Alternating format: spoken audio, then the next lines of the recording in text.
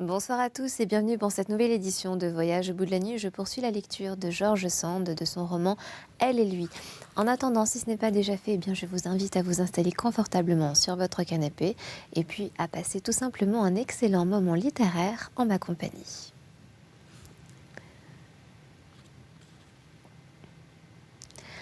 Mais déjà, il est arrivé à ce moment de fatigue morale où l'âme est rassasiée d'enthousiasme, où l'être farouche et faible que nous sommes tous plus ou moins a besoin de reprendre possession de lui-même.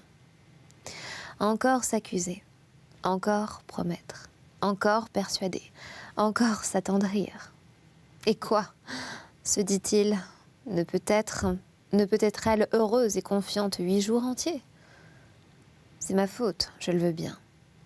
Mais il y a encore plus de la sienne à faire de si peu, une si grosse affaire à me gâter cette belle nuit de poésie que je m'étais arrangée avec elle dans un des plus beaux endroits du monde.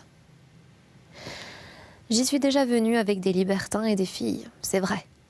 Mais dans quel coin des environs de Paris l'aurais-je conduite où je n'aurais pas retrouvé ces fâcheux souvenirs? À coup sûr, ils ne m'enivrent guère, et il y a presque de la cruauté à me les reprocher. En répondant ainsi dans son cœur aux reproches que Thérèse lui adressait probablement dans le sien, il arriva au fond de la vallée, où il se sentit troublé et fatigué comme à la suite d'une querelle, et se jeta sur l'herbe dans un mouvement de lassitude et de dépit. Il y avait 7 jours entiers qu'il ne s'était pas appartenu. Il subissait le besoin de se reconquérir et de se croire seul et indompté un instant. De son côté, Thérèse était navrée et effrayée en même temps. Pourquoi le mot « se quitter » avait-il été jeté par lui tout à coup comme un cri aigre au milieu de cet air tranquille qu'ils respiraient ensemble? À quel propos? En quoi l'avait-elle provoqué? Elle cherchait en vain. Laurent lui-même n'eût pu le lui expliquer. Tout ce qui avait suivi était grossièrement cruel, et combien il devait être irrité pour l'avoir dit, cet homme d'une éducation exquise. Mais d'où lui venait cette colère? Portait-il en lui un serpent qui le mordait au cœur et lui arrachait des paroles d'égarement et de malédiction? Elle l'avait suivi des yeux sur la pente du rocher jusqu'à ce qu'il fût entré dans l'ombre épaisse du ravin. Elle ne le voyait plus et s'étonnait du temps qu'il lui fallait pour reparaître sur le versant de l'autre monticule. Elle fut prise d'effroi. Il pouvait être tombé dans quelque précipice. Ses regards interrogeaient en vain la profondeur du terrain herbu, hérissé de grosses roches sombres. Elle se levait pour essayer de l'appeler, lorsqu'un cri d'inexprimable détresse monta jusqu'à elle. Un cri rauque, affreux, désespéré qui lui fit dresser les cheveux sur la tête. Elle s'élança comme une flèche dans la direction de la voix. S'il y eut en effet un abîme, elle s'y fut précipitée sans réflexion. Mais ce n'était qu'une pente rapide où elle glissa plusieurs fois sur la mousse et déchira sa robe au buisson. Rien ne l'arrêta. Elle arriva, sans savoir comment, auprès de Laurent qu'elle trouva debout, hagard, agité d'un tremblement convulsif. « Ah, te voilà, lui dit-il en lui saisissant le bras. « Tu as bien fait de venir, j'y serais mort. » Et comme Don Juan, après la réponse de la statue, il ajouta d'une voix âpre et brusque « Sortons d'ici ». Il l'entraîna sur le chemin, marchant à l'aventure et ne pouvant rendre compte de ce qui lui était arrivé. Au bout d'un quart d'heure, il se calma enfin et s'assit avec elle dans une clairière. Il ne savait où ils étaient. Le sol était semé de roches plates qui ressemblaient à des tombes et entre lesquelles poussaient au hasard des genévriers qu'on eût pu prendre la nuit pour des cyprès. « Mon Dieu !» dit tout à coup Laurent. « Nous sommes donc dans un cimetière. Pourquoi m'amènes-tu ici ?»« Ce n'est, répondit-elle, qu'un endroit inculte. Nous en avons traversé beaucoup de pareils ce soir. S'il te déplaît, ne nous y arrêtons pas. Rentrons sous les grands arbres. »« Non, restons ici, reprit-il. Puisque le hasard ou la destinée me jette dans ces idées de mort, autant vaut les braver et en épuiser l'horreur. Cela a son charme, comme toute autre chose, n'est-ce pas, Thérèse? Tout ce qui ébranle fortement l'imagination est une jouissance plus ou moins âpre. Quand une tête doit tomber sur l'échafaud, la foule va regarder, et c'est tout naturel. Il n'y a pas que les émotions douces qui nous fassent vivre. Il nous en faut d'épouvantables pour nous faire sentir l'intensité de la vie. » Il parla encore ainsi, comme au hasard, pendant quelques instants, Thérèse n'osait l'interroger et s'efforçait de le distraire. Elle voyait bien qu'il venait d'avoir un accès de délire. Enfin, il se remit assez pour vouloir et pouvoir le raconter. Il avait eu une hallucination. Couché sur l'herbe, dans le ravin, sa tête s'était troublée. Il avait entendu l'écho chanter tout seul, et ce chant, c'était un refrain obscène. Puis, comme il se relevait sur ses mains pour se rendre compte du phénomène, il avait vu passer devant lui, sur la bruyère, un homme qui courait, pâle, les vêtements déchirés et les cheveux au vent. « Je l'ai si bien vu, dit-il, que j'ai eu le temps de raisonner et de me dire que c'était un promeneur attardé, surpris et poursuivi par des voleurs.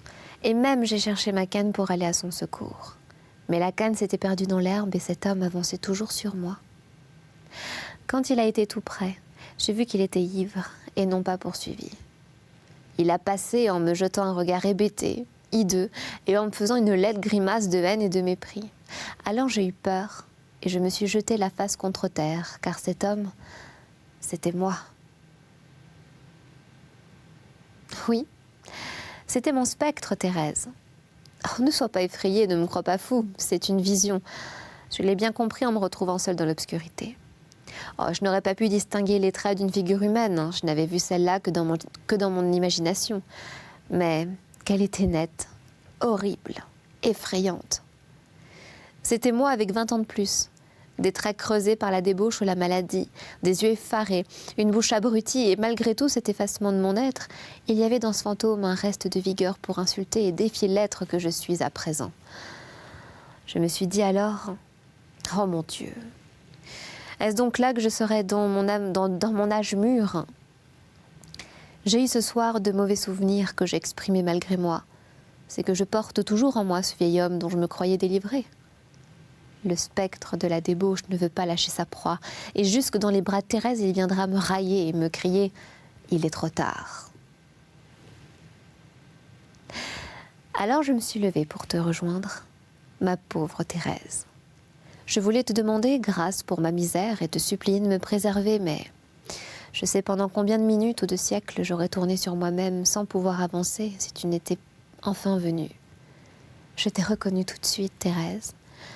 Oh, je n'ai pas eu peur de toi et je me suis sentie délivrée. Il était difficile de savoir quand Laurent parlait ainsi, s'il racontait une chose qu'il avait réellement éprouvée ou s'il avait mêlé ensemble dans son cerveau une allégorie née de ses réflexions amères et une image entrevue dans un demi-sommeil. Il jura cependant à Thérèse qu'il ne s'était pas endormi sur l'herbe et qu'il s'était toujours rendu compte du lieu où il était, du temps qui s'écoulait. Mais cela même était difficile à constater. Thérèse l'avait perdu de vue, et quant à elle, le temps lui avait semblé mortellement long. Elle lui demanda s'il était sujet à ses hallucinations. « Oui, dit-il dans l'ivresse, mais je n'étais ivre que d'amour depuis 15 jours que tu es à moi. »« 15 jours ?» dit Thérèse étonnée. « Non, moins que cela, reprit-il. Oh, ne me chicane pas sur les dates, tu vois bien que je n'ai pas encore ma tête. Marchons. Cela me remettra tout à fait. » Tu as besoin de repos pourtant. Il faudrait penser à rentrer. Eh bien, que faisons-nous? Mais nous ne sommes pas dans la direction, nous tournons le dos à notre point de départ. Tu veux que je repasse par ce maudit rocher? Non, mais prenons à droite. Mais c'est tout le contraire. Thérèse insista. Elle ne se trompait pas. Laurent n'en voulut pas démordre. Et même, il s'emporta et parla d'un ton irrité, comme s'il y eût la matière à dispute. Thérèse céda et le suivit où il voulut aller. Elle se sentait brisée d'émotion et de tristesse. Laurent venait de lui parler d'un ton qu'elle n'eût jamais voulu prendre avec Catherine, quand même la bonne vieille l'impatientait. Elle le lui pardonnait, parce qu'elle le sentait malade. Mais cet état d'excitation douloureuse où elle le voyait l'effrayait d'autant plus. Grâce à l'obstination de Laurent, ils se perdirent dans la forêt, marchèrent pendant 4 heures et ne rentrèrent qu'au point du jour. La marche dans le sable fin et lourd de la forêt est très pénible. Thérèse ne pouvait plus se traîner et Laurent, que ce violent exercice ranimait, ne songeait point à ralentir le pas par égard pour elle. Il allait devant, prétendant toujours découvrir la bonne voie, lui demandant de temps à autre si elle était lasse, et ne devinant pas qu'en répondant non, elle voulait lui ôter le regret d'être la cause de cette mésaventure. Le lendemain, Laurent n'y songeait plus. Il avait été pourtant rudement secoué par cette crise étrange, mais c'est le propre des tempéraments nerveux à l'excès de se remettre comme par magie. Thérèse eut même l'occasion de remarquer qu'au lendemain de ces épreuves terribles, c'est elle qui se trouvait brisée, tandis qu'il semblait avoir pris une force nouvelle. Elle n'avait pas dormi, s'attendant à le voir envahi par quelque grave maladie. Mais il prit un bain et se sentit très dispos pour recommencer la promenade. Il paraissait avoir oublié combien cette veillée avait été fâcheuse pour la lune de miel. La triste impression s'effaça vite chez Thérèse. Revenue à Paris, elle crut que rien n'était changé entre eux. Mais le soir même, Laurent eut le caprice de faire la charge de Thérèse avec la sienne, errant tous deux au clair de la lune dans la forêt. Lui avec son air effaré et distrait, elle avec sa robe déchirée et le corps brisé de fatigue. Les artistes sont tellement habitués à faire la charge les uns des autres que Thérèse s'amusa de la sienne. Mais bien qu'il y eût aussi de la facilité et de l'esprit au bout de son crayon, elle n'eût voulu pour rien au monde faire celle de Laurent. Et quand elle le vit esquisser dans un sens comique cette scène nocturne qui l'avait torturée, elle en eut du chagrin. Il lui semblait que certaines douleurs de l'âme ne peuvent jamais avoir de côté risible. Laurent, au lieu de comprendre, tourna la chose avec plus d'ironie encore. Il écrivit sous sa figure, perdu dans la forêt et dans l'esprit de sa maîtresse et sous la figure de Thérèse, le cœur aussi déchiré que la robe. La composition fut intitulée « Lune de miel dans un cimetière ». Thérèse s'efforça de sourire. Elle loua le dessin qui, malgré sa bouffonnerie, sentait la main du maître et ne fit aucune réflexion sur le triste choix du sujet. Elle eut tort. Elle eut mieux fait, dès le commencement, d'exiger que Laurent ne laissât pas courir sa gaieté au hasard en grosses bottes.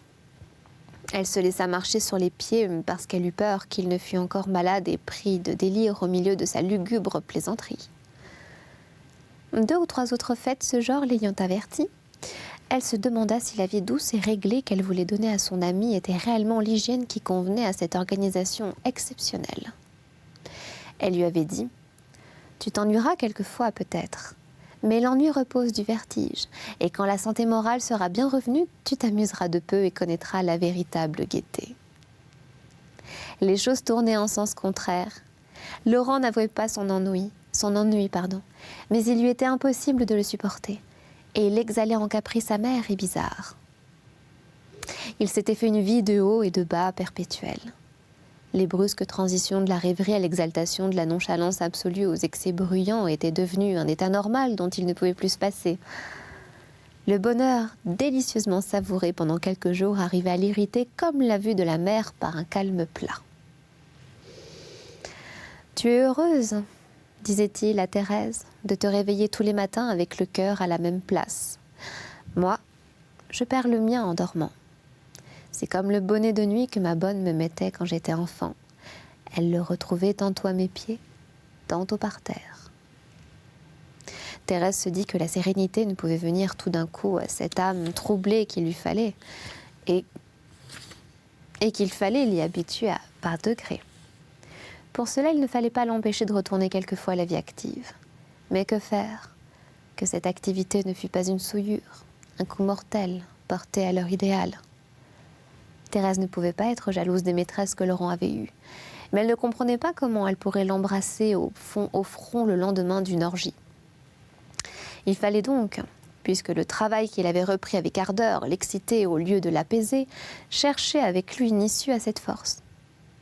L'issue naturelle eût été l'enthousiasme de l'amour, mais c'était là encore une excitation après laquelle Laurent eût voulu escalader le 3e ciel, faute d'en avoir la puissance.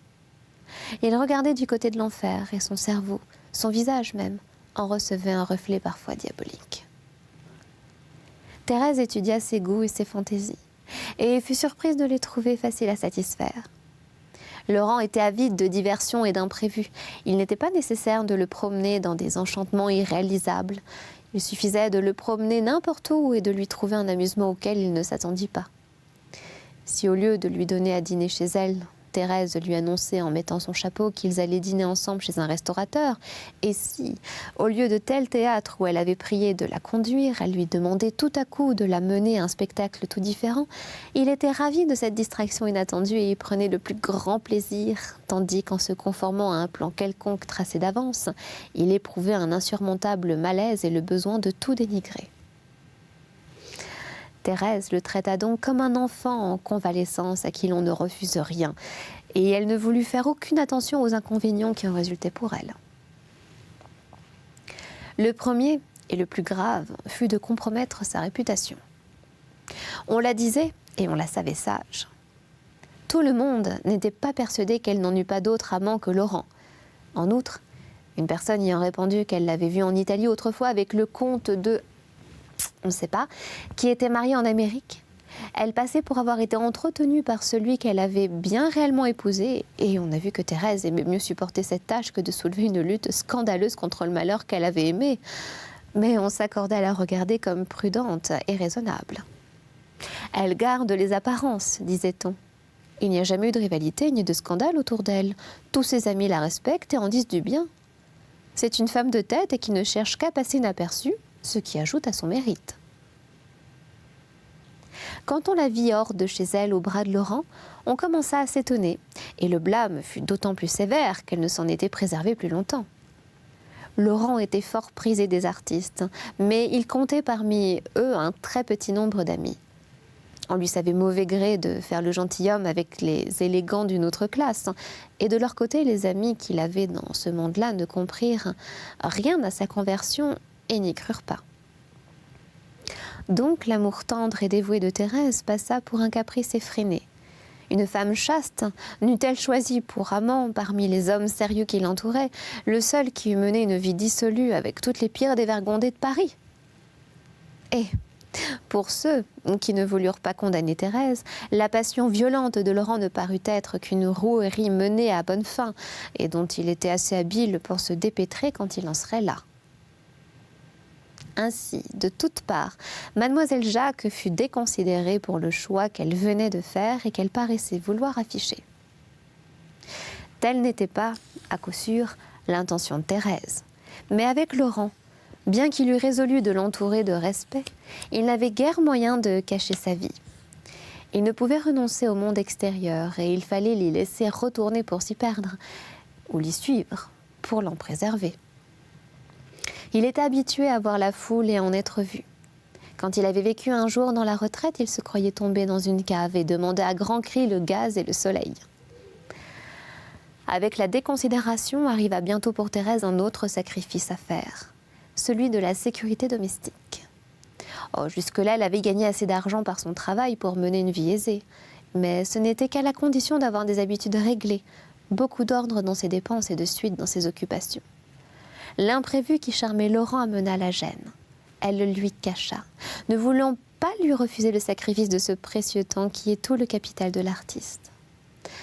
Mais tout ceci n'était que le cadre d'un tableau bien plus sombre sur lequel Thérèse jetait un voile si épais que personne ne se doutait de son malheur et que ses amis, scandalisés ou peinés de sa situation, s'éloignaient d'elle en disant « Elle est enivrée, attendons qu'elle ouvre les yeux, cela viendra bien vite ».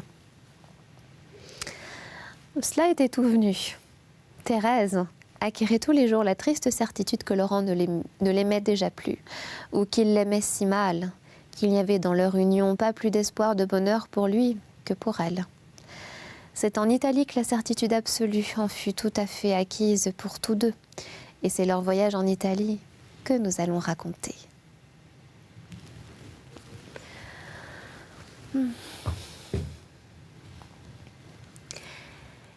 Il y avait longtemps que Laurent voulait voir l'Italie. C'était son rêve depuis l'enfance, et quelques travaux qu'il put vendre d'une manière inespérée le mirent enfin à même de le réaliser. Il offrit à Thérèse de l'emmener en lui montrant avec orgueil sa petite fortune et en lui jurant que si elle ne voulait pas le suivre, il renonçait à ce voyage. Thérèse savait bien qu'il n'y renoncerait pas sans regret et sans reproche. Aussi s'ingénia-t-elle à trouver de l'argent de son côté. Elle en vint à bout en engageant son travail futur, et ils partirent vers la fin de l'automne. Laurent s'était fait de grandes illusions sur l'Italie et croyait trouver le printemps en décembre dès qu'ils apercevraient la Méditerranée. Il fallut en rabattre et souffrir d'un froid très âpre durant la traversée de Marseille à Gênes. Gênes lui plut extrêmement, et comme il y avait beaucoup de peinture à voir, que c'était là pour lui le principal but du voyage, il consentit de bonne grâce à s'arrêter là, 1 ou 2 mois, et loin d'appartements meublés. Au bout de 8 jours, Laurent avait tout vu. Et Thérèse ne faisait que de commencer à s'installer pour peindre, car il faut dire qu'elle ne pouvait s'en dispenser.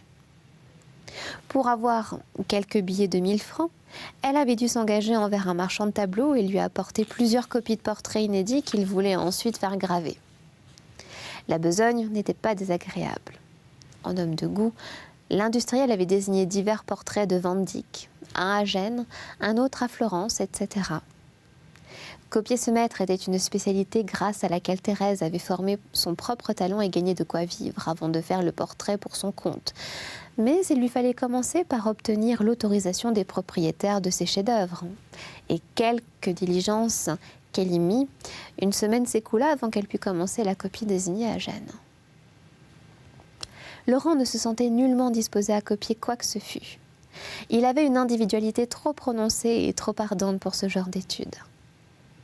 Il profitait autrement de la vue des grandes choses. C'était son droit. Pourtant, plus d'un grand maître, trouvant l'occasion toute servie, lui peut être mise à profit. Laurent n'avait pas encore 25 ans et pouvait encore apprendre. C'était la vie de Thérèse, qui voyait là aussi l'occasion pour lui d'augmenter ses ressources pécuniaires. S'il eût daigné copier un Titien, qui était son maître de prédilection, nul doute que le même industriel à qui Thérèse avait affaire ne lui acquis ou fait acquérir par un amateur.